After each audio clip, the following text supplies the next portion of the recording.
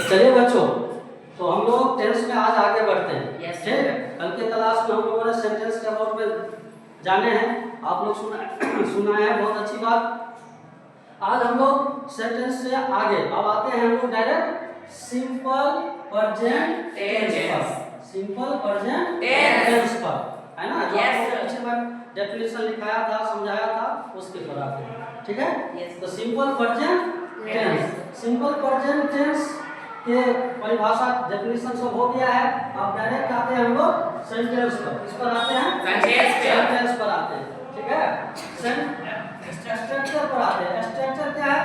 Subject plus V1 या V5 plus other word. Subject क्या, structure क्या है? सब्जेक्ट प्लस V1 या V1 या V5 प्लस अदर वर्ड। अब पूरा V1 या V5 का इस पर बात करें।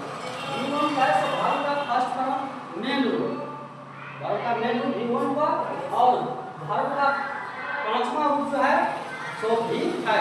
हम लोग लिखते हैं V5 कैसे बनाएंगे? तो वर्ब का फर्स्ट फॉर्म में s या es जोड़ करके वर्ब का पांचवा रूट बनाएंगे। वर्ब का फर्स्ट फॉर्म मेन रूट जो है, जैसे हमने यहाँ पे लिखा गो, है ना, गो का बनाना है, गो क्या हो गया? गो हो गया वर्ब का फर्स्ट फॉर्म, है ना। इसको बनाना है वर्ब का फाइव फॉर्म में, क्या करेंगे? गो में क्या करेंगे? yes जोड़ देंगे। yes जोड़ देंगे तो क्या बन जाएगा? गोज। गोज क्या बन गया? गोज। इसको बन गया सो क्या बन गया हमारा वर्ब का पांचवा रूट बन गया। आगे समझ में? Yes sir. अब देखिए, एस का मतलब हुआ सब्जेक्ट, सब्जेक्ट का मतलब कर्ता, जो कुछ करता है, करेगा। सेंटेंस में वो करता हुआ वर्ब माने क्रिया आप लोग पढ़े हैं, है ना।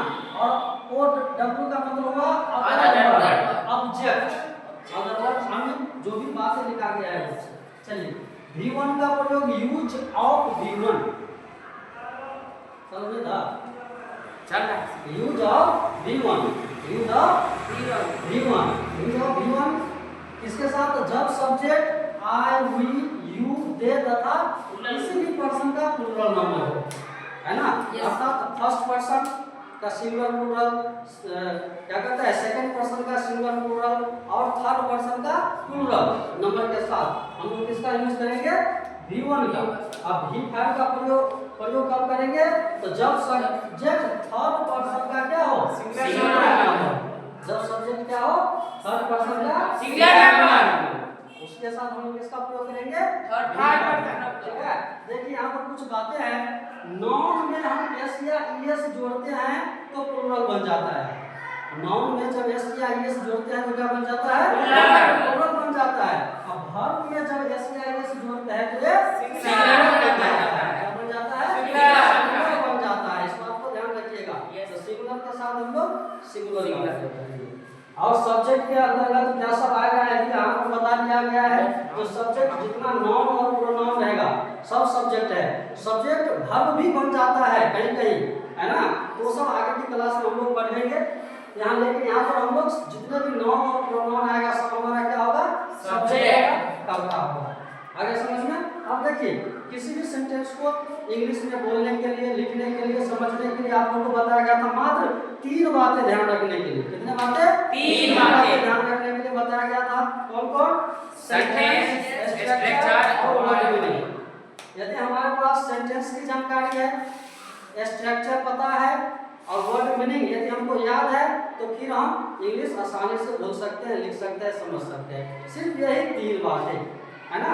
यहाँ पर मैं सेंटेंस लिखा हूँ, है ना। मैं खाता हूँ, तो मैं खाता हूँ सेंटेंस क्या है? अफर्मेटिव सेंटेंस है। अफर्मेटिव सेंटेंस किस टेंस का है? Affirmative sentence simple present tense का है। सिंपल प्रेजेंट टेंस का चूंकि से क्या बोध हो रहा है? जो अभी टाइम बीत रहा है उसका बोध हो रहा है, ना। Yes sir. मैं खाता हूँ, जैसे कुछ खाता हूँ तब बोलेंगे मैं खाता हूँ। वैसे अक्सर हम लोग छोटे व्याकरण में पढ़े हैं, तो वह सेंटेंस के अंत में ता है, ती है, ते है लगल रहता है, तो वो सिंपल प्रेजेंट का सेंटेंस होता है। किसका होता है? सिंपल प्रेजेंट का सेंटेंस होता है, अक्सर हम लोग पढ़े हैं। तो वैसा ही, लेकिन यहाँ पर हम लोगों को कुछ अदर सेंटेंस भी आ जाता है जो सिंपल प्रेजेंट टेंस में आते हैं। जैसे डेली का हैबिट हो गया, वो जो रियली सत्य घटना पर आधारित है, जैसे गंगा हिमालय से निकलती है, निकल रही है, प्रधानमंत्री आने वाले हैं, हेडलाइन रहता है, वो भी हमारा सिंपल प्रेजेंट टेंस का सेंटेंस हो जाता है, होता है ना। लेकिन अब अधिकतर ता है, ती है, ते है ही लगा रहता है, इसको थोड़ा ध्यान दें। चलिए, तो जैसे यहाँ सेंटेंस है मैं खाता हूँ, मैं खाता हूँ, यहाँ मैं खाता हूँ सच्ची घटना हो रहा है, अभी जो टाइम बीत रहा है उसका पता चल रहा है, तो कौन सा टेंस का सेंटेंस हो गया? सिंपल प्रेजेंट टेंस तो का। हमको सेंटेंस की जानकारी हो गई, जो मैं खाता हूँ सेंटेंस जो है अफर्मेटिव है और सिंपल प्रेजेंट टेंस का अफर्मेटिव है, इसका जानकारी हो गया। अब हम लोग सेकंड पार्ट है स्ट्रक्चर। क्या है? स्ट्रक्चर जो यहाँ पर लिखा गया है उस टेंस का स्ट्रक्चर है, फॉर्मूला सूत्र हम लोग बोल सकते हैं इसको, उस पर उसको वर्ड मीनिंग के साथ क्या करेंगे? बैठा देंगे। जैसे यहाँ पर स्ट्रक्चर है सब्जेक्ट, जैसे मैं क्या हो गया यहाँ पर सब्जेक्ट, वैसे बता दिया गया है नॉन और प्रोनाउन जितना भी रहेगा, जो कर्ता का काम करेगा, करने वाला डूअर रहेगा, वो हो जाएगा सब्जेक्ट। तो यहाँ आम खाने का काम कर रहा है मैं, है ना, ये क्या हो गया हमारा सब्जेक्ट, क्या हो गया सब्जेक्ट। खाता कहाँ से आया है? खाना से, है ना, तो खाना क्या हो गया? verb। और अदर वर्ड इसमें नहीं है, अदर वर्ड इसमें नहीं है, तो सब्जेक्ट है और verb है, उतना को लिख दो, तो सब्जेक्ट हो गया मैं का अंग्रेजी I, और verb हो गया इट। और सब्जेक्ट क्या है यहाँ पर? I, मतलब फर्स्ट पर्सन का। अब यहाँ तो उसके साथ हम लोग V1 का प्रयोग करेंगे, तो जो मेन रूप है इसी उसका प्रयोग हुआ है, आगे समझ में? क्या है? वह जाता है, यहाँ पर सब्जेक्ट क्या हो गया? ही, और जाता जाना से आया है, और ही जो है सो क्या है? थर्ड पर्सन का सिंगुलर नंबर है, इसलिए वर्ब के साथ यहाँ पर क्या हुआ है? यस जुड़ गया है। आगे समझ में? ये लोग आते हैं, क्या हो गया? सब्जेक्ट और वर्ब, तो दे और वर्ब हो गया कौन, है ना। मोहन आम खाता है, इसमें देखो ये आम जो है सो क्या हो गया? आम जो है सो क्या हो गया हमारा? ऑब्जेक्ट, किसी का ही हो गया, वो इसमें काम का फल पड़ रहा है। मोहन कौन सा काम कर रहा है? आम खाने का, है ना। तो सब्जेक्ट के बाद हम वर्ब लिखेंगे फिर भी, तो मोहन, तो मोहन किसी का नाम है, किसी का नाम, एक नाम है, तो क्या आ जाएगा? Singular number. तो वर्ब में हम लोग एसआईएस करेंगे, तो वर्ब क्या है इसमें? खाता। खाता कहाँ से आया? खाना, खाना का अंग्रेजी ईट, बीच में हमने जोड़ दिया एस, तो बन गया सिंगुलर मोहन के साथ, है ना। उसके बाद आम, आम का अंग्रेजी मैंगो, मोहन एक आम खाता है। उसका श्याम और राम किताब पढ़ता है, तो श्याम एंड राम, यहाँ से यहाँ तक क्या हो गया हमारा?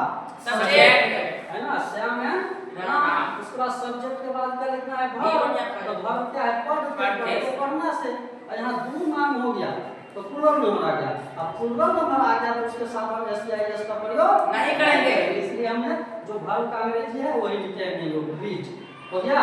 उसके बाद अदर वर्ड किताब और बुक हो गया। Shyam and Ram read a book, आगे समझ में? इसमें हम लोग हाय, हूँ इत्यादि का अंग्रेजी नहीं लिखा जाता है। आप आगे समझ में? सही से तैयारी कर लीजिएगा ना आप लोग? Yes sir. चलिए अच्छा से इसको लिख करके, वीडियो को थोड़ा रोक करके और लिख लेना है, तब अच्छा से समझ में और आ जाएगा, ठीक है।